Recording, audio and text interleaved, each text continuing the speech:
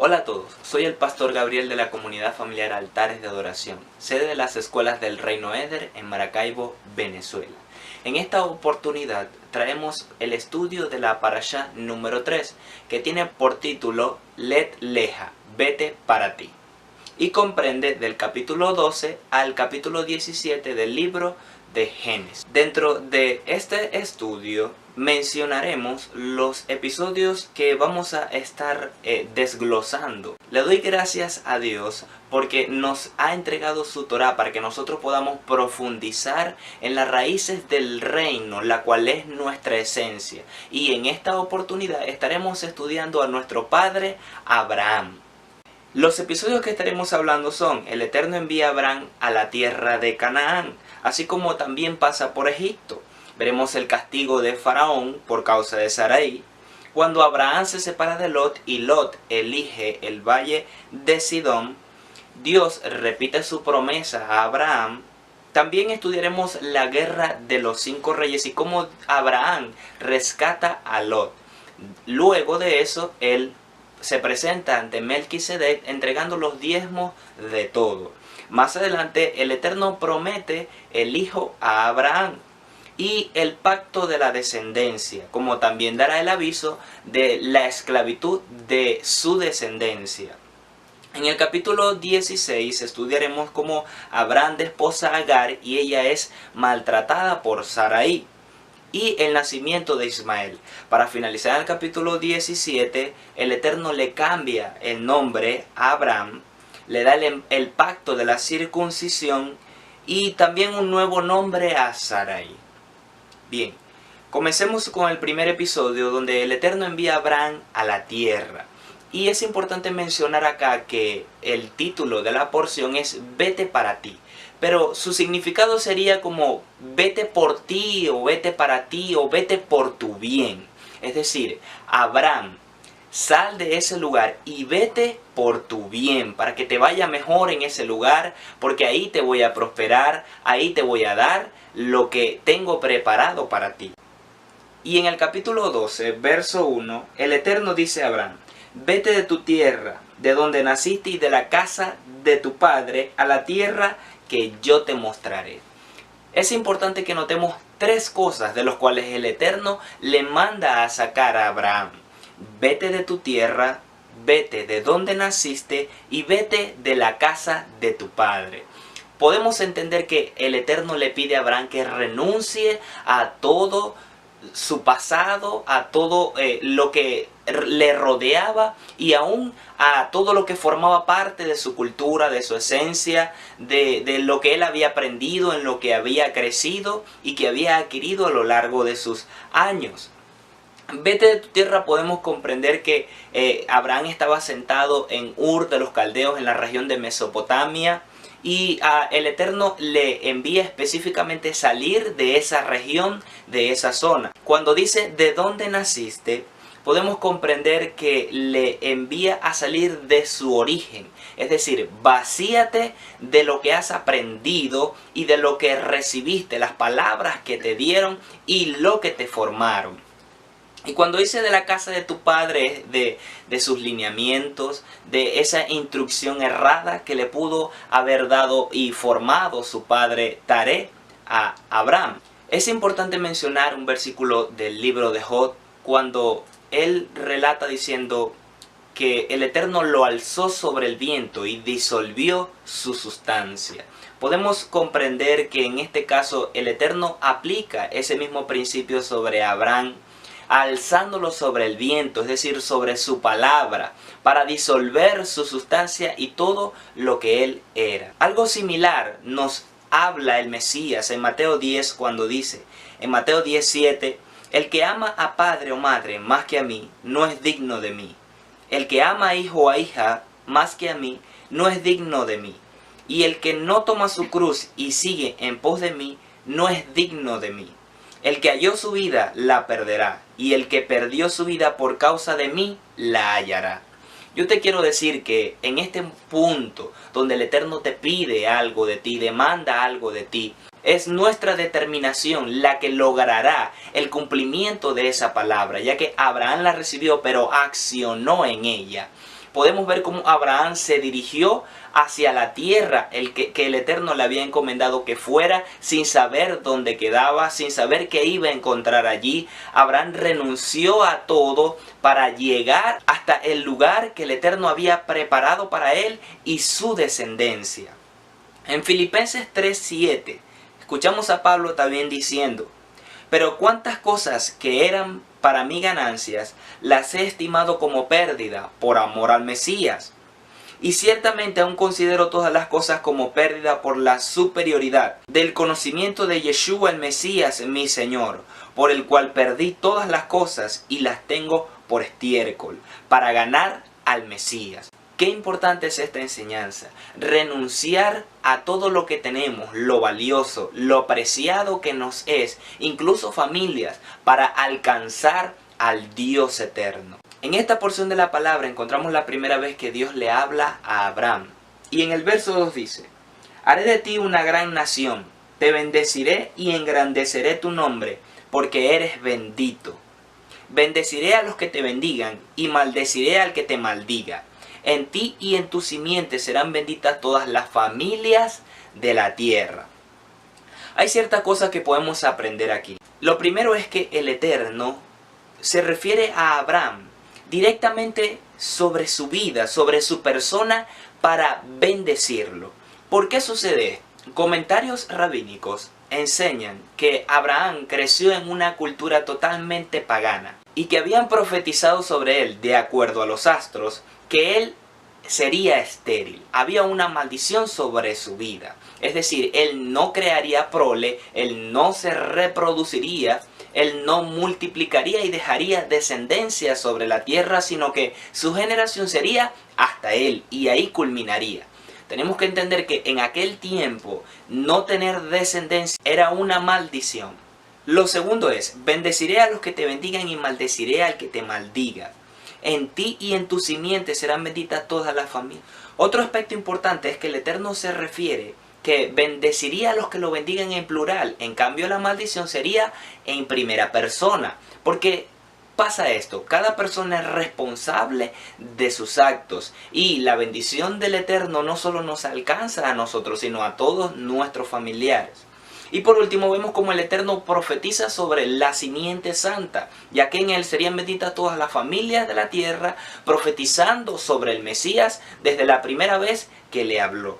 Ahora, en el siguiente versículo, en el versículo 4 dice: y como el Eterno le había dicho, así hizo Abraham, y Lot fue con él. Abraham tenía 75 años cuando partió de Aram. ¿Por qué resalto este versículo? Muchos pueden decir: es fácil irse de su casa, de su tierra y del lugar donde nací cuando no tiene a más familiares. Recordemos que el hermano de Abraham murió estando en Ur de los Caldeos. Y en los versos anteriores, culminando la porción anterior, dice que Taré vivió 205 años y murió. Podríamos pensar: Abraham salió de su casa cuando ya todos estaban muertos y le fue fácil abandonar la casa de su padre. Pero el padre de Abraham estaba muerto.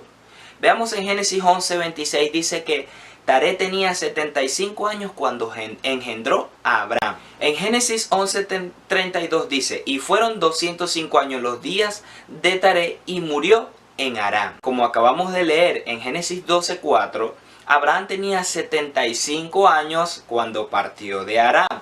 Sumando los 75 años que tenía Taré cuando engendró a Abraham, y él ya teniendo 75, nos hace 150 años.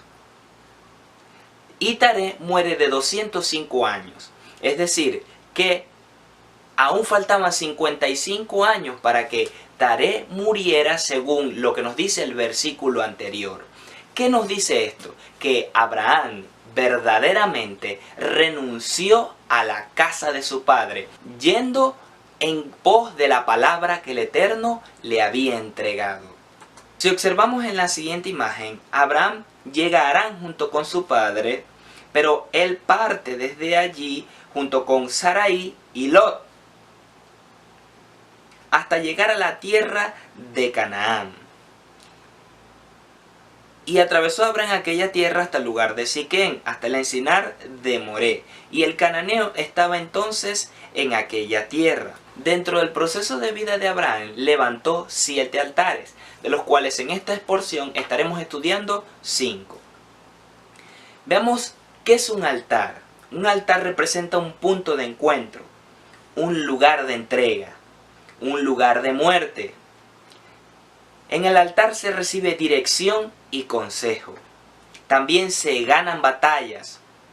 Es un punto de contacto entre el cielo y la tierra. Y algo muy importante es que en el altar se marca destino. Para caminar en rectitud tengo que tener entendimiento de todo lo que representa el altar sobre mi vida. No se trata solo de estudiar la palabra y aprenderme la letra solamente, sino debo llevar ese proceso de revelación de la Torá sobre mi vida para adquirir el entendimiento con el cual yo la voy a aplicar con sabiduría. De la misma forma, el Eterno se revela progresivamente a Abraham, dándole porciones de lo que sería el destino y el llamado para el cual el Eterno lo tenía preparado. Abraham no quería perderse en el camino y por eso levantó estos 7 altares. Cada altar marcó su vida y su destino, borrando su cultura y transformando el contexto de su vida. En el versículo 7 encontramos el primer altar y dice: apareció el Eterno a Abraham y dijo: a tu descendencia daré esta tierra. Entonces edificó allí un altar al Eterno que se le había aparecido. En este altar el Eterno revela parte de ese propósito, marcando su vida al entregarle la tierra para su descendencia. También le promete las generaciones que vendrían después de él.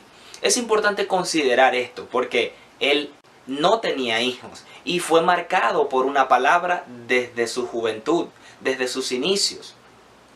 También el Eterno establece la promesa sobre su vida y el propósito se revela a él, así como el Señor del propósito, ya que aún Abraham no tenía una relación íntima con el Eterno que comienza desde el altar.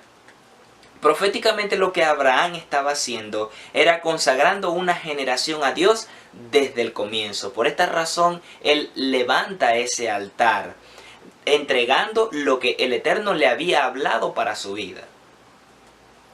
Seguidamente, de allí se desplazó hacia la montaña, al oriente de Betel, y plantó su tienda entre Betel y Jai. Luego edificó allí un altar al Eterno e invocó el nombre del Eterno. ¿De qué nos habla este segundo altar? Abraham entrega su causa para provocar la protección del Eterno sobre él. Este altar nos habla de provocar, ya que Abraham construye este altar para provocar la intervención de Dios en su vida debido a la hambruna que se estaba ya generando sobre la tierra de Canaán. Y es que en el altar el Eterno cierra nuestra boca a palabras que son contrarias a lo que Él ya nos ha hablado. En el altar también el Eterno rompe los pensamientos negativos o contrarios que el enemigo o nuestra alma pueda estar generando para desviarnos y sacarnos del camino. En ese altar es el lugar de muerte, donde nos negamos a nosotros mismos para hacer ese sacrificio vivo para el eterno Dios. El altar es un lugar donde el sacrificio nos representa a nosotros y Abraham le entregaba para provocar su intervención. Dios nunca te meterá en una situación donde no pueda proveerte la salida. Abraham descendió a Egipto para establecerse allí, ya que el hambre era muy severa. Espiritualmente Egipto representó un Gosén para Abraham, y es que el Eterno, en medio de cualquier circunstancia difícil, en hambruna, en escasez, en persecución, Él preparará un lugar como Egipto, como ese Gosén, para escondernos allí, para guardarnos allí. Lo vemos en muchas ocasiones. Una de ellas es cuando el Eterno dirigió a José para que llevara a Yeshua a una región determinada que lo escondería de la mano de Herodes. También podemos ver cómo el Eterno escondió a Moisés de la mano de Faraón en su misma casa. En el camino a Egipto, Abraham tuvo temor de que los egipcios lo mataran por causa de Sarai, ya que era su esposa. Él le pide a Sarai que diga que es su hermana, para que de esa forma lo traten bien. Y así fue. Los príncipes del Faraón conocieron a Sarai y la tomaron y la llevaron a Faraón. Faraón intentó tomarla por mujer y por causa de eso le fue bien a Abraham. El Eterno proveyó a Abraham abundancia de todo, llegando a ser muy rico en ganado, en plata y en oro. Sarai fue el medio para que el Eterno lo bendijera en casa de Faraón. Pero Faraón, intentando tomar a Sarai como esposa por mujer, dice la tradición que le trajo toda clase de plagas y úlceras sobre su cuerpo. Sarai fue la que le contó a Faraón que ella era su esposa. Y por esta causa él se dirige entonces a Abraham diciéndola que la tome y que salga de ese lugar. No se sabe exactamente cuánto tiempo pasaron allí, pero el Eterno lo guardó en medio de la hambruna en ese lugar.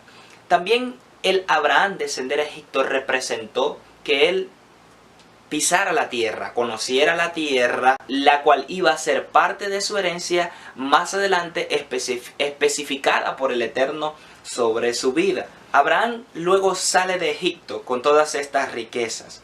Se vuelve por el camino que tomó hasta llegar en el mismo lugar donde había levantado el altar entre Betel y Jai. Y es que el Eterno de tiempo en tiempo te hará volver al lugar de partida para reafirmarte. Los altares serán como las migajas de pan que nos harán volver al Eterno. El altar es ese lugar de encuentro donde hemos vivido todos esos procesos de parte de Dios en los cuales ha cambiado nuestra vida. Esa referencia profética de parte de Dios establecida de tiempo en tiempo es en la cual el Eterno nos hace volver para retornar al camino. No necesariamente eso significa que estamos retrocediendo, ya que el ir de altar en altar nos lleva de gloria en gloria. Y es como un torbellino que nos lleva en ascenso y nos va subiendo en los procesos de vida, en la manifestación del eterno Dios, en la revelación de su palabra, de su conocimiento, en la relación de padre a hijo, la cual nosotros reproducimos sobre aquellos discípulos, a aquellas personas en las cuales formamos semana a semana para dar a conocer las raíces del reino. En este punto encontramos el tercer altar. En el capítulo 13, verso 3 dice: y en sus travesías anduvo desde el Neguet hasta Betel, al lugar donde al comienzo había plantado su tienda entre Betel y Jai, al lugar del altar que había hecho, allí por primera vez.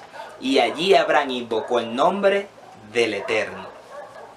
En este altar no se presenta un sacrificio de animal. Él era el sacrificio, ya que aunque volvió con muchas riquezas, él no presentó ninguna de ellas.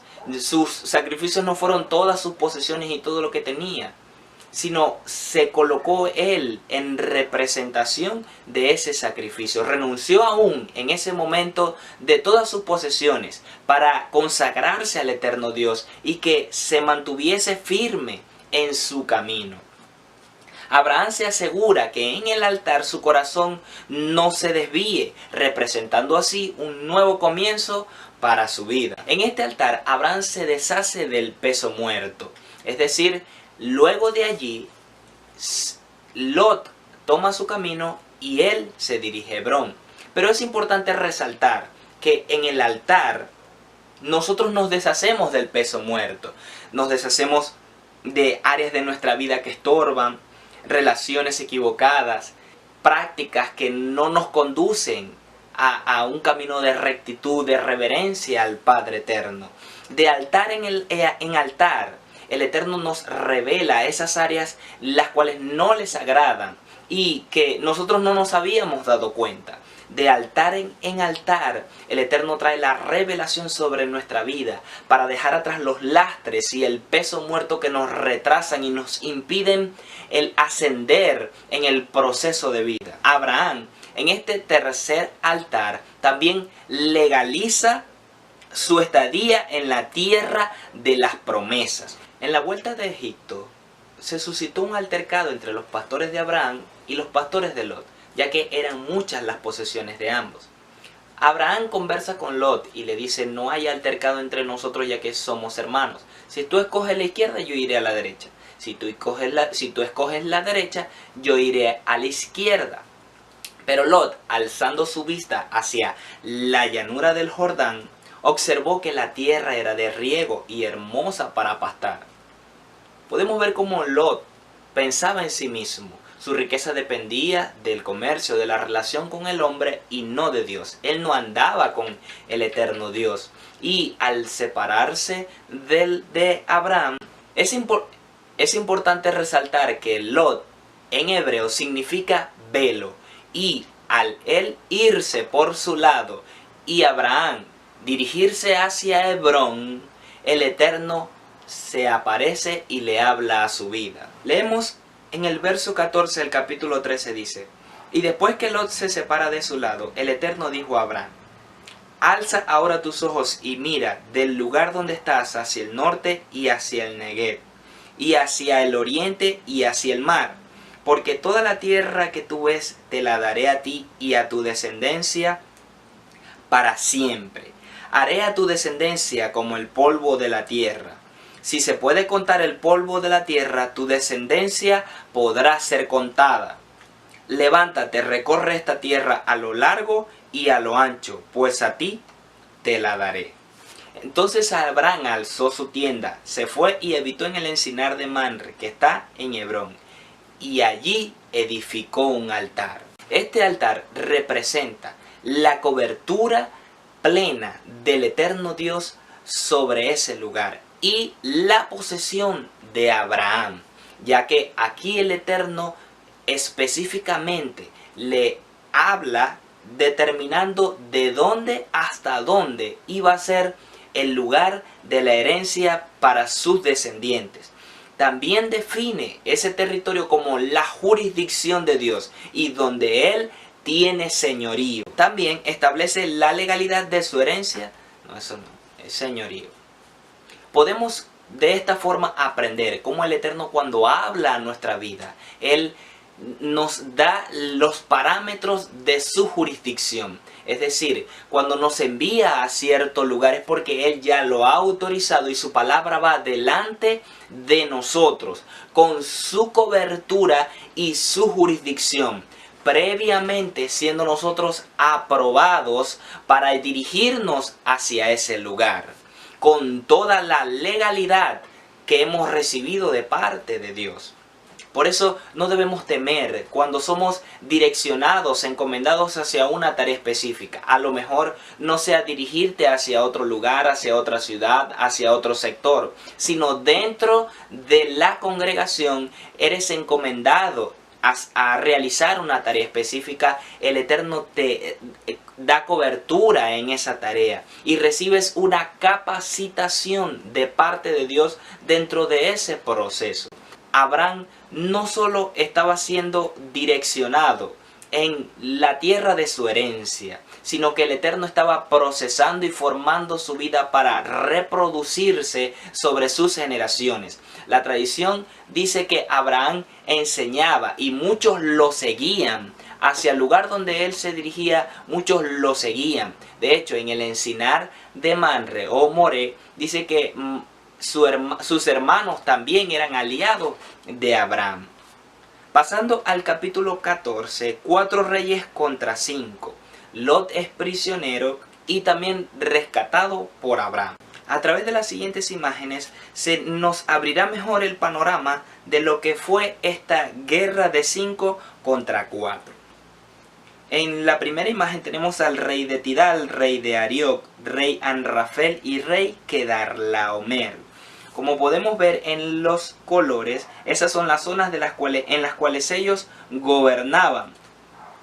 Y al rebelarse Anrafel, rey de Sinar, Arioc, rey de Elazar, Kedarlaomer, rey de Elam, y Tidal, rey de Goín, estos 4 reyes se dirigieron hacia su territorio para hacer guerra contra ellos e iniciaron en Astarot Carnaim. Y aquí los 4 reyes vencen a los refaitas desde el verso 5. Luego derrotan a los susitas en Han. Luego los 4 reyes vencen a los emitas en Sabek Kiriataim. Seguidamente a los horeos en el monte de Seir, hasta la llanura de Parán, que está junto al desierto, es decir, hasta lo más al sur. Y volvieron y vinieron a En Mispa, que es Cades, y devastaron todo el país de los amalecitas, y también al amorreo que habitaba en Hasesón Tamar.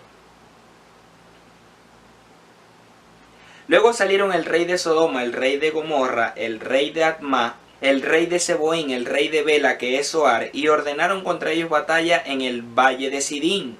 Y el valle de Sidín estaba lleno de pozos de asfalto, y cuando huyeron el rey de Sodoma y el rey de Gomorra, algunos cayeron allí y los demás huyeron al monte.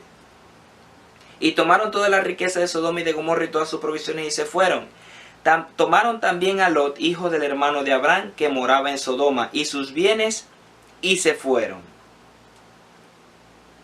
Y vino uno de los que escaparon, y lo anunció a Abraham el hebreo, que habitaba en el encinar de Manre el amorreo, hermano de Escol, y hermano de Aner, los cuales eran aliados de Abraham. Abraham, escuchando a este hombre, decidió tomar a sus criados para liberar a Lot y seguirlos por el camino que ellos habían tomado hacia el norte. Y cayó sobre ellos de noche él y sus siervos y les atacó y les fue siguiendo hasta Joba, al norte de Damasco. Entonces emprende Abraham su viaje de regreso después de haber derrotado a Kedorlaomer y los otros reyes, con Lot y todas las posesiones que había recuperado.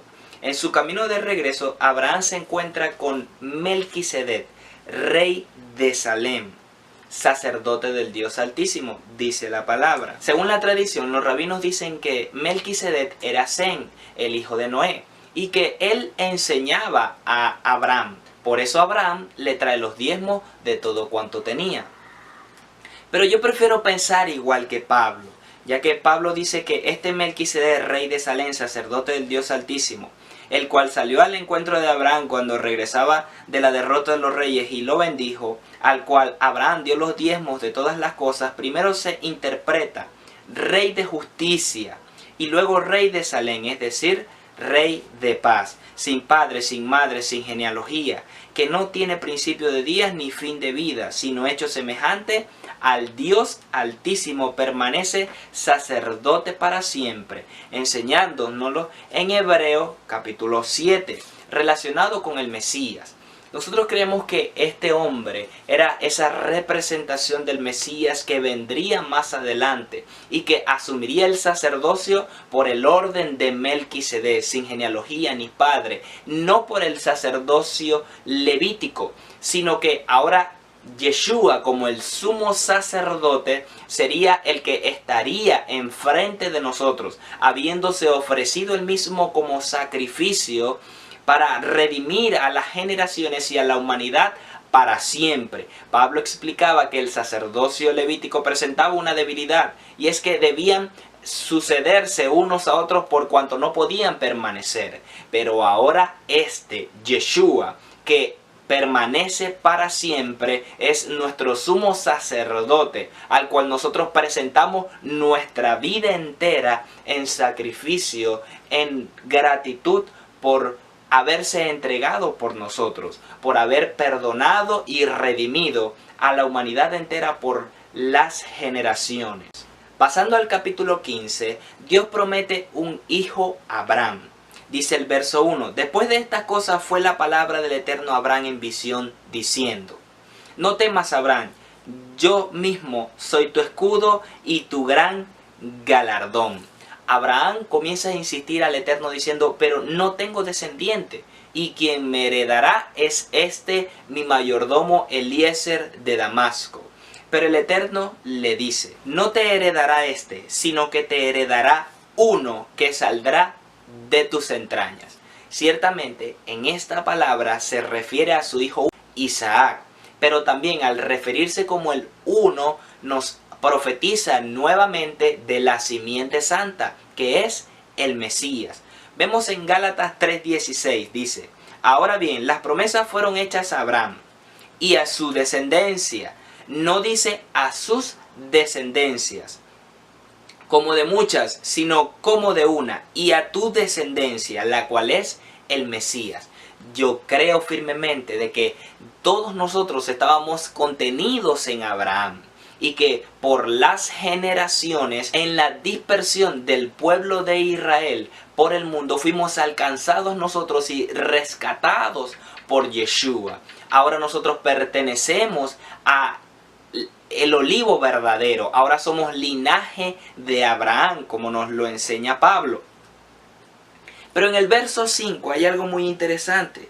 Y dice, luego llevándolo afuera le dijo, mira el cielo y cuenta las estrellas si puedes contarlas. Y añadió, así será su descendencia. En este versículo, el verbo y sacándolo fuera nos habla del verbo jabet en hebreo, que implica sacarlo de la órbita terrestre.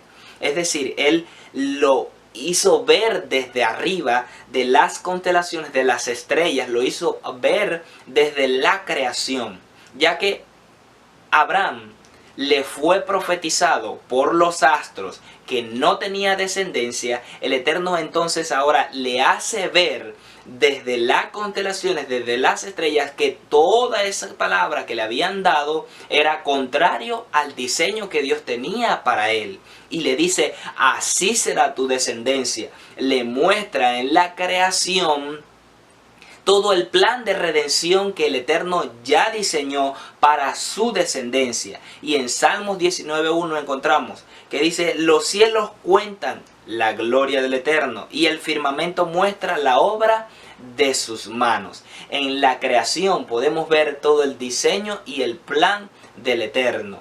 En este caso, en Abraham era para romper de una vez esa palabra que le habían dado y entonces darle a conocer cómo sería su descendencia. Y otra cosa interesante es que dice, será como las estrellas de los cielos. ¿Qué hablan las estrellas hoy en día?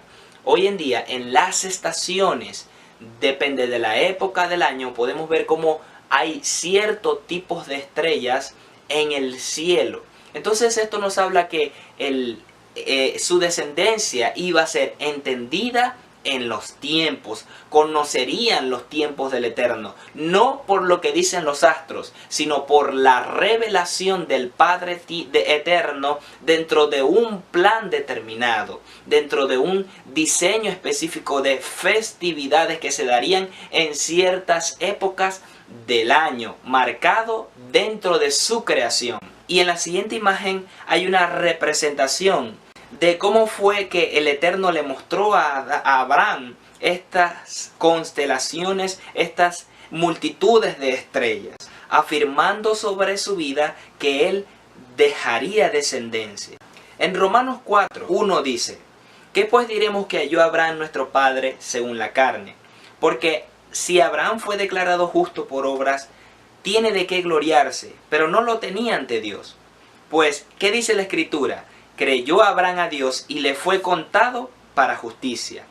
Al que obra no se le cuenta el salario como gracia, sino como deuda. Pero al que no obra, sino que cree en el que declara justo al impío, su fe le es contada como justicia. Abraham, al creer la palabra y accionar en ella, le fue contada como justicia. Como también David declara de la dicha del hombre al cual Dios atribuye justicia sin obras, diciendo, bendito aquellos cuyas iniquidades fueron perdonadas y cuyos pecados fueron cubiertos. Bendito el varón al cual el Señor no imputa pecado. Se ha usado parte de esta palabra y aún mucho más del libro de Romanos para decir que la Torá no está vigente y que Yeshua abrogó la Torá. Pero en estos textos no se habla de si la Torá está vigente o no, sino el contexto del cual Pablo está expresando aquí es de la justicia para salvación.